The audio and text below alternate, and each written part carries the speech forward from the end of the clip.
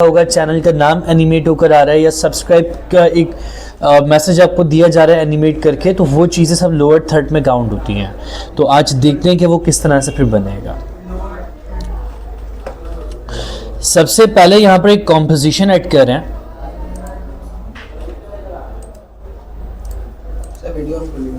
Videos की record नहीं हो पाएगी, हैवी है थोड़ा सा।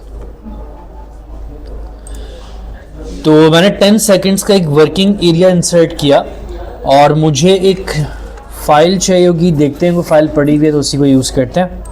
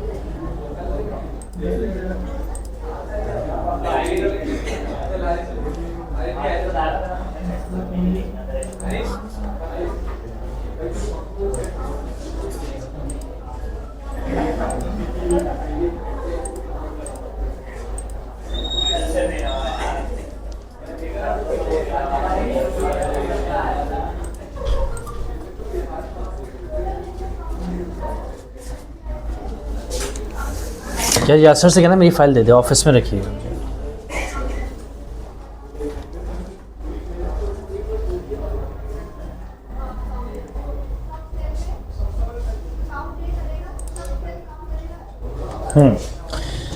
इस फाइल पे काम हो जाएगा। इसमें आप देख सकते हो कि एक टेक्स्ट रखा हुआ है बड़ा और साथ में एक ये छोटा आइकन रखा हुआ है, ठीक है। और दोनों चीज़ों की लेयर सेपरेट है। ये भी आप देख सकते हो कि लोगो एक सेपरेट लेयर पर है और टेक्स्ट सारा सेपरेट लेयर पर है। कोई मसला इस चीज़ में? और इस फाइल को हमें लेकर जाना होगा आफ्टर इफेक्ट्स में।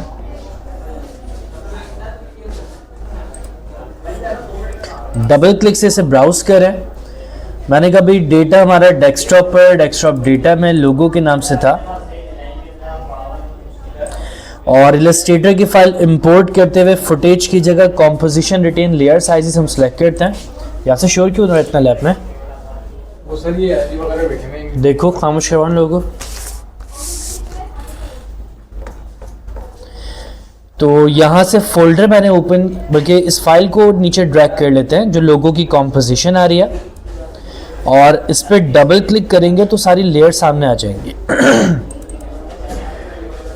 ठीक, मैंने कहा भाई ये बैकग्राउंड काम का नहीं है तो इसे डिलीट कर दिया और कॉम्पोजिशन हम सेटिंग्स में जाके वाइट कर रहे हैं।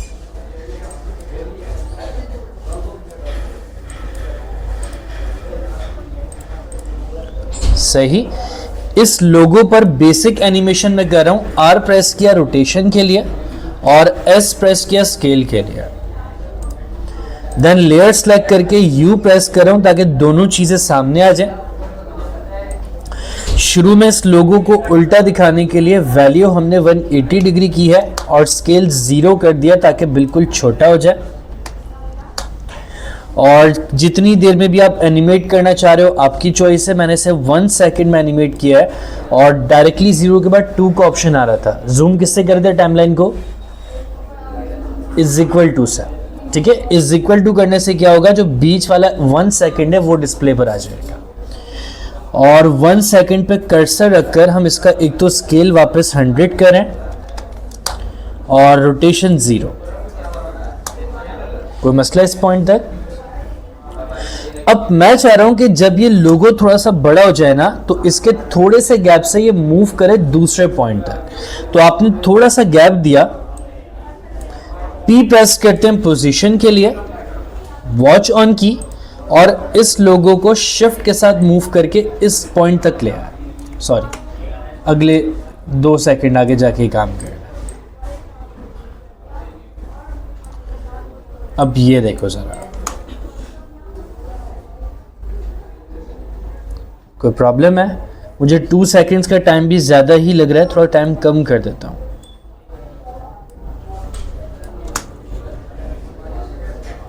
बेहतर। यू प्रेस किया ताकि सारे की फ्रेम सामने आ जाएं। इन सब की फ्रेम्स को सिलेक्ट करते हैं। आपको याद होगा इजी ईज के लिए F9 यूज कर रहे थे और ग्राफ में जाकर एक तरफ बेंड करें ऐसा, तो इसमें एंड पॉइंट आपका बिल्कुल स्लो हो जाएगा।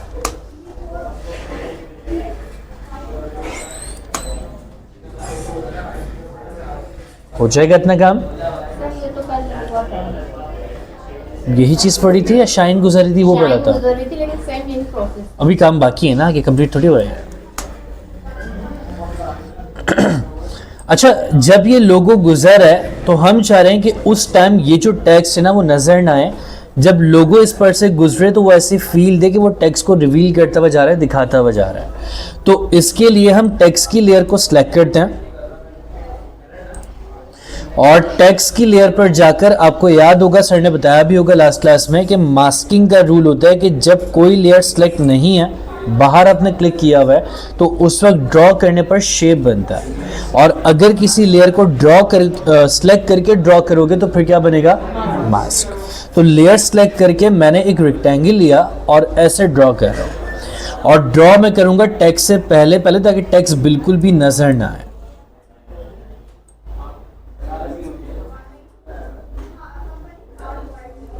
कोई प्रॉब्लम इस पॉइंट तक? सब ओके? अब मैंने कहा भाई मुझे इस चीज पे एनिमेशन करनी है, तो मैं पोजीशन के एरो पे क्लिक करके पोजीशन के पहले की फ्रेम पर आ रहा हूं और इसके बाद मैंने मास्क 1 ओपन किया और मास्क पाथ पे लगाई की। सही। नेक्स्ट पोजीशन के सेकंड एरो पे क्लिक करूंगा नेक्स्ट पॉइंट पे जाने के लिए, और यहां पर आने के बाद आपने इन 2 पॉइंट्स को मूव करना है। तो बाहर क्लिक करके एक क्लिक इस पॉइंट पर, शिफ्ट के साथ दूसरा क्लिक इस पॉइंट पर। अब वो पूरा मास्क सेलेक्ट नहीं होगा, सिर्फ 2 ही पॉइंट सेलेक्ट होंगे और इन दोनों पॉइंट्स को शिफ्ट के साथ आगे ले जाओ।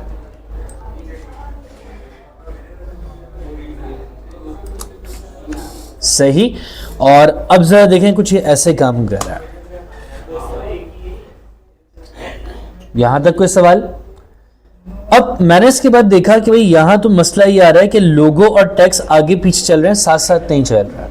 तो इसे भी इजी ईज किया F9 से, ग्राफ पे गए और सेम वर्क इसके साथ भी कि एक तरफ बेंड कर दिया। अब देखते हैं कितना बेहतर हुआ। ठीक है। अच्छा, स्पीड में इतना आइडिया नहीं होता, एक बार मैनुअल भी ऑपरेट करके देख लिया करो कि चीज़ें आगे पीछे तो नहीं हो रही। अब नोट करो कि लोगो बाद में आ रहा है, टेक्स्ट पहले दिख रहा है, तो इसके लिए इस वाले पॉइंट को करीब आपने करना पड़ेगा इसके, तो ये इस तरह से बेहतर होता चला जाएगा। अब परफेक्ट है। कोई मुश्किल? सब ओके? एक बार एंड तक भी ले जाकर देख लो। हाँ परफेक्ट है, सही है, कोई मसला है नहीं। देखिए सिंपल सा वर्क आपने क्या किया, इसको कर्सर से चलाकर देखा, और अगर आपको लग रहा हो कि भाई टेक्स्ट और लोगो आगे पीछे चल रहे हैं, तो इन की फ्रेम्स को आपने आगे पीछे मूव करके सेट करना है इस चीज़ को।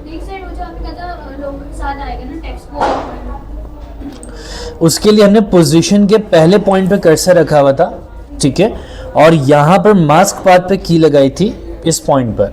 फिर पोजीशन पे एरो पे अगेन क्लिक करके आप नेक्स्ट पॉइंट पे गए थे और माउस से आपने खाली 2 कॉर्नर्स को सिलेक्ट किया था। उन दोनों कॉर्नर्स को शिफ्ट के साथ ले गए थे इस पॉइंट तक, ताकि बिल्कुल सीधा वो आगे चला जाए। अब क्लियर? अब लोअर थर्ड्स में क्या होता है कि जो एनिमेशन जिस तरह से चलती है वो उसी तरह से रिवर्स भी होती है। तो मैंने इन दोनों लेयर्स को ग्रुप करने के लिए प्री कंपोज कर दिया। सही। इस प्री कंपोज में आप ये देखो कि ये लोगो कहां तक चल रहा है। मैंने कहा भाई इस जगह तक चल रहा है। हम थोड़ा सा गैप भी चाह रहे हैं ताकि लोग रीड कर लें कि क्या लिखा हुआ है, तो हमने थोड़ा सा एक्स्ट्रा गैप और लिया, और इसके आगे का एरिया कट करने के लिए आप लेयर सेलेक्ट करके रखोगे और ऑल्ट के साथ, सर ने बताया होगा, क्लोज ब्रैकेट यूज करना होगा। किया था या नहीं किया था? लेयर सेलेक्ट करके जब भी कर्सर का राइट एरिया कट करना हो तो ऑल्ट के साथ क्लोज ब्रैकेट यूज करता है। समझ आ गई बात। और अब इस लेयर को आप कंट्रोल डी से डुप्लीकेट करो। मैंने कहा भाई डुप्लीकेट लेयर को रिवर्स में चलाना है, तो आपने इस लेयर पर जाके राइट क्लिक करना है और यहां से टाइम पर जाना है, टाइम रिवर्स लेयर को सिलेक्ट करना है और रिवर्स लेयर को हम इसके बाद रख देंगे ताकि पहले सीधा वाला लोगो चले और उसके बाद फिर रिवर्स वाला चले।